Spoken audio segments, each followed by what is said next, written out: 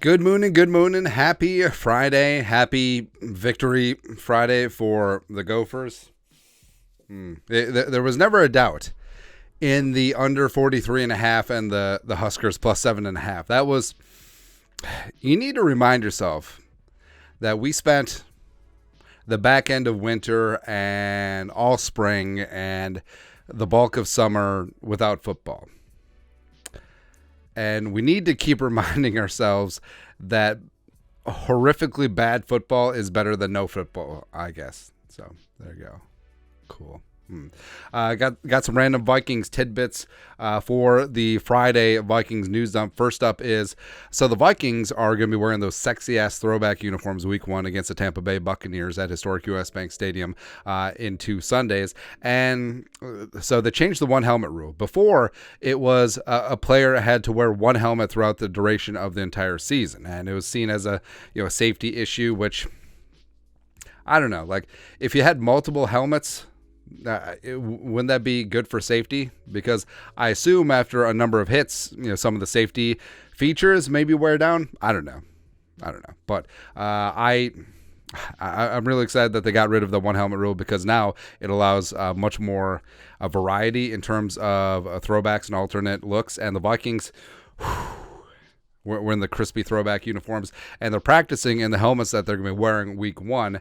And they're back out in the practice field on Thursday, and this just looks good. I mean, the gray face mask, it's in, man. It's in. I love it. I think it needs to stay. I think the Vikings, if they do a uniform revision, need to include it. Just looks good, man. Just looks good. And speaking of looking good, so Kirk, JEROME, Ezekiel Cousins tweeted this out. Thanks to Adidas for helping me provide alma mater Holland Christian High School with some new gear. Have a great season and go Maroons. That's right. So awesome that so Kirk's been an Adidas guy since way back. It's awesome that him and Adidas took care of the school. And that's weird. So my high school has like Jordan brand basketball uniforms, and they got Nike football uniforms now. You know what they had when I was there? I don't even think that they had a brand. I think they literally were just like football jersey. Like they weren't even Champion. They weren't even Riddell. They weren't even, I don't even know what the hell they were. They just like appeared. It's almost like they shot a made for TV Lifetime movie about football, and then they just left the uniforms, and my high school picked them up. But now these kids rolling around in like Nike and Jordan brand stuff, it's like sickening, man. Sickening. All these. What generation are we on? Because so there's the boomers. Okay, boomer. Gen X. Did they skip Gen Y?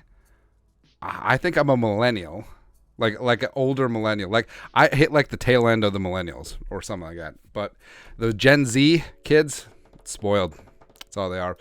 Speaking of spoiled, so I don't have a segue for this, but the Minnesota Vikings, they did waive former first-round wide receiver Jalen Rager, and unfortunately his $2.4 million base salary was fully guaranteed.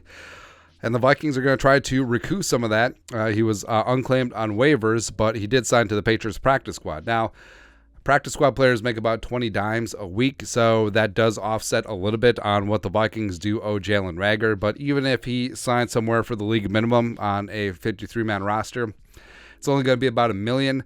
So the Vikings are going to be on the hook for about $1.5 million. And the money's not so important as cap space. So the Vikings will get a small cap space rebate next year from Jalen Rager's offset, just like what happened with Dalvin's $2 million. Next up, so some good news on the injury front. Again, the Vikings had a practice on Thursday. Andrew Kramer, Star Tribune, go. 2 noteworthy items from what is now limited practice access for the media. All right, so training camp, full access. It's awesome, but regular season, it's very limited. Like they'll see some of the walkthrough, they'll see the stretching portion, because you'll notice once you see this, you won't be able to unsee it. So TV crews come in and they get B-roll, like for whatever story it is, and it's always players either stretching or going through individual drills because they get kicked out after that, before they go like 7-7 on 11-11. It's funny.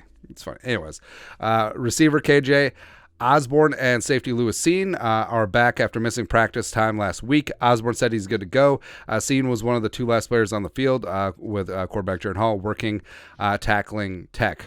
So it's good that Jaron Hall is working on tackling too. So multifaceted. He's a 5-tool player. Love to see it. But, KJ was dinged up, and Lewis Cine had a soft tissue injury the week of the Cardinals joint practices ahead of that. So it's good to see both of them back. I mean, KJ, Addison, JJ at their full power. It's beautiful. And Cine, I mean, since the Vikings did keep 6 safeties, it was sort of theorized that Cine could have been on short-term IR, but luckily he avoided that. Same thing with Hockenson, by the way. So Hockenson had an inner ear issue, which is hard to fake, right? So I sort of gave him a pass on that, but then he had some back stiffness, sure, all while he was waiting on a new deal. And then he got the new contract, and it's kind of funny. Like the national media insiders, they just roasted Hockenson in an indirect way. So Schefter tweeted, Hockenson's ear infection and back pain, which limited his practice time this summer,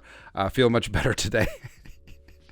After he got his deal. And Diana Rossini of The Athletic, TJ Hockenson had been dealing with an ear infection and back pain for the last month. The injuries appeared to be part of his hold-in order to get a new contract.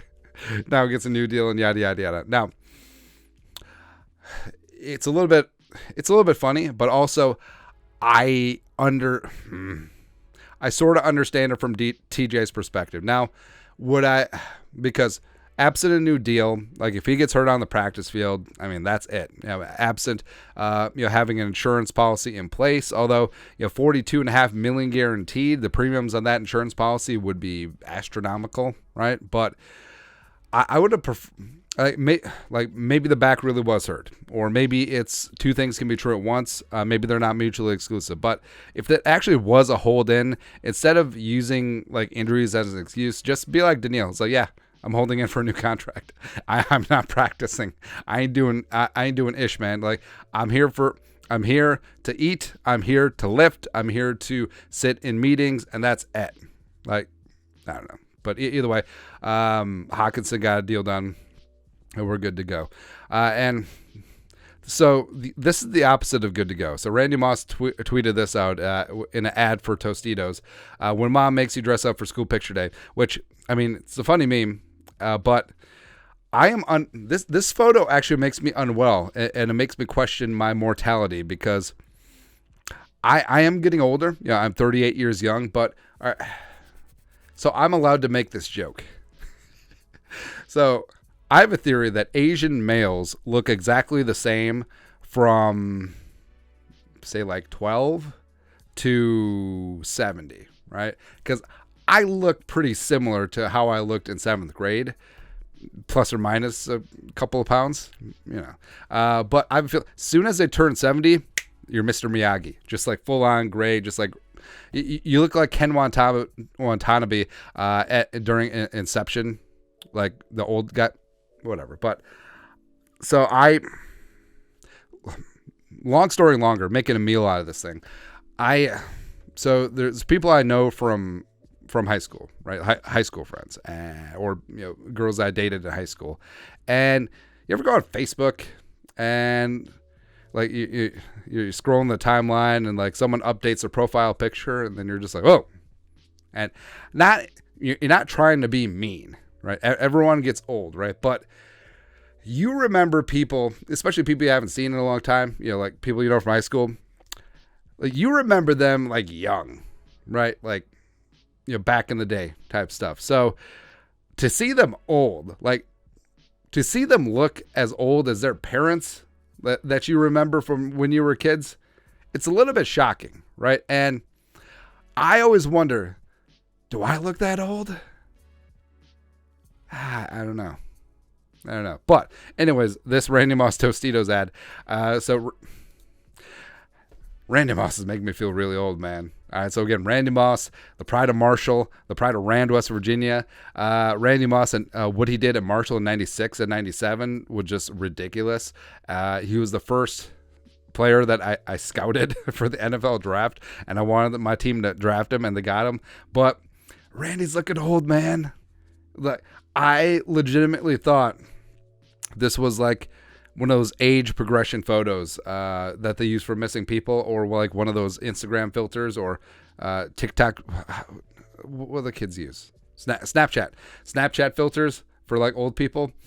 This makes me feel very unwell, and also I feel like I need to get my prostate examined. I don't know.